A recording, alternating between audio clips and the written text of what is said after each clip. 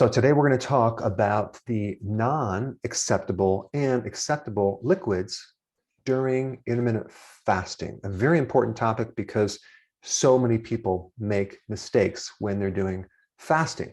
And it's a lot better just to learn from the experience of other people's mistakes, because the amount of time it would take for you to try to figure all this out, it would be months or years. So I'm going to show you exactly how to do it based on a lot of experience working with other people and even on myself. Now, a true fast is really not eating anything except drinking water, okay? That's a true fast. Now, the problem with that is the majority of the population has a lot less stored nutrients than we had even 20 years ago. So you're going to experience all sorts of side effects and problems if you don't enhance your fasting with certain nutrients. And there are a lot of things that you may drink that can really nullify your results with fasting. But I want to emphasize something. When we talk about bumping yourself out of a fast or bumping yourself out of ketosis or autophagy, which is a condition where you're recycling your old proteins and you're making new proteins, there's going to be a lot of confusions. Number one, the benefits of fasting can get nullified with anything that spikes insulin. So the whole goal of doing fasting is to lower your insulin as low as possible. But there's two things I want to bring up. Number one, when you consume pure fat, okay, you don't trigger insulin. When you consume fiber, which is a carbohydrate, you're not going to trigger insulin. Your body is going to go after that fat as its primary calories before it taps into your own body fat. So even though you're in ketosis, the ketones are coming from the dietary fat, not your own fat. And this is why you may not be losing weight if you consume like a pure fat during a fast. It's not going to increase insulin. It's not going to bump you out of ketosis, but it's just going to stop your weight loss. So I created this list and we're just going to go through it. All right, number one, water. Is that acceptable? That would be a yes. Now, of course, there's good water and there's bad water. Tap water is just filled with chemicals. So if you need to get a filter, get one and start using it, because there are plastics, there are chemicals, there are hormones in the water supply, not to mention the toxic chemicals that they use to kill off germs and things in the city water. So just get a filter. Even if it's a Brita filter, it's better than nothing. Personally, I have a filter that pulls out fluoride, because if you're drinking fluoride, it's going to affect your thyroid. And also in the shower, all that fluoride just makes your skin, I mean, it can create all sorts of like red rashes and all sorts of issues. And you can simply just put a little attachment to your shower head and get rid of that fluoride. I'll put a link down below of a good shower head that filters out the fluoride. So spring water is the best. You can do bottled water. Pellegrino is a bit expensive, but it has all the minerals and it's naturally carbonated. Personally, I like carbonated water for some reason. It just is, I just like it.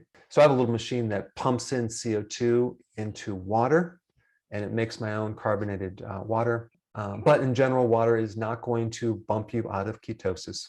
But I would recommend drinking a little bit more water when you're doing intermittent fasting. If you have a tendency to get a kidney stone, you want to be consuming at least 2.5 liters of fluid every single day, and that will really protect you. All right, now what about when we add apple cider vinegar?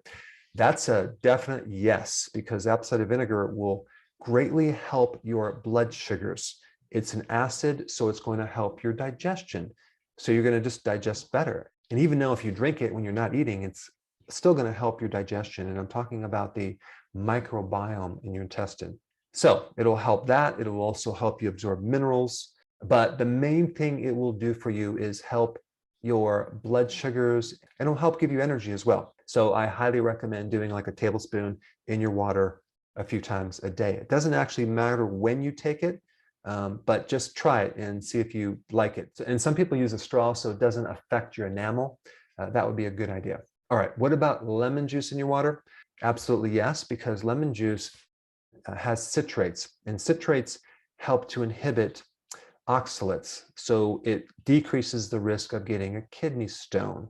And the lemon juice does have vitamin C, but only if it's a fresh lemon. If it's in a lemon concentrate, it's pasteurized. It's not going to have pretty much any vitamin C at all. So the goal is not to drink it for vitamin C. The goal is to drink it to help prevent kidney stones by inhibiting oxalates.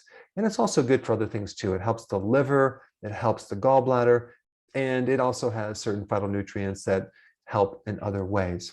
All right, what about diet sodas?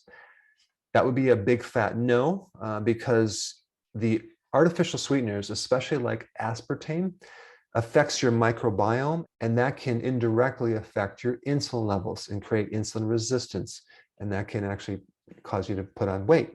Now, if you're using diet sodas with stevia, that's a whole different story. Totally fine. Monk fruit is another good sweetener, as well as erythritol. All right, then we get to coffee. If you're just doing black coffee, it's not going to hurt you at all. So that would be a yes on the list.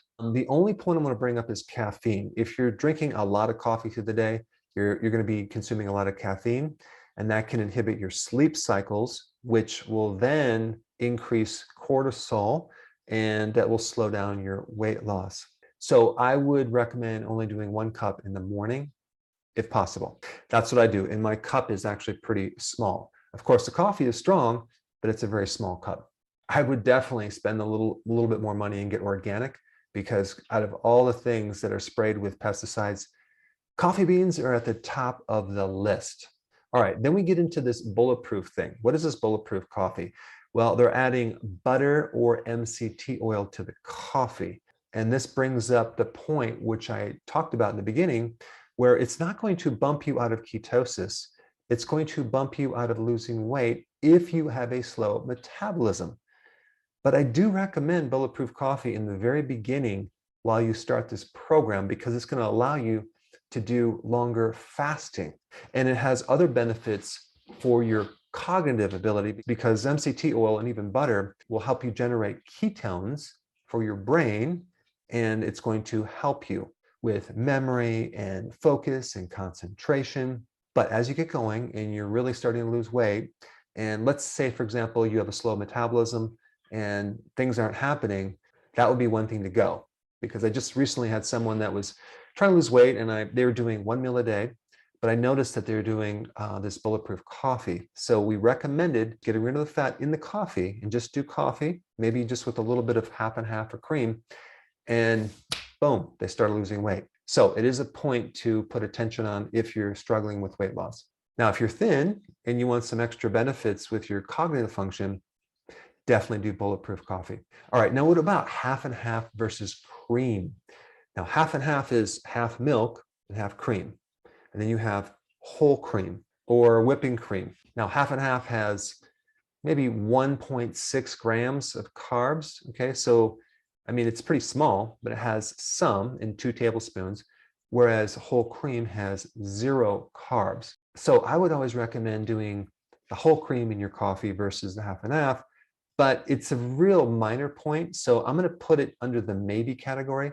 But that being said, we're talking about such small amounts, and I rotate. Sometimes I use half and half, sometimes I use whole cream. All right, then we get to bone broth. Bone broth does have protein in it. It has like 5 grams per cup. And that is something you don't want to add when you're fasting. So bone broth is under the no category. It's not a good idea. So it's definitely going to inhibit your results with fasting.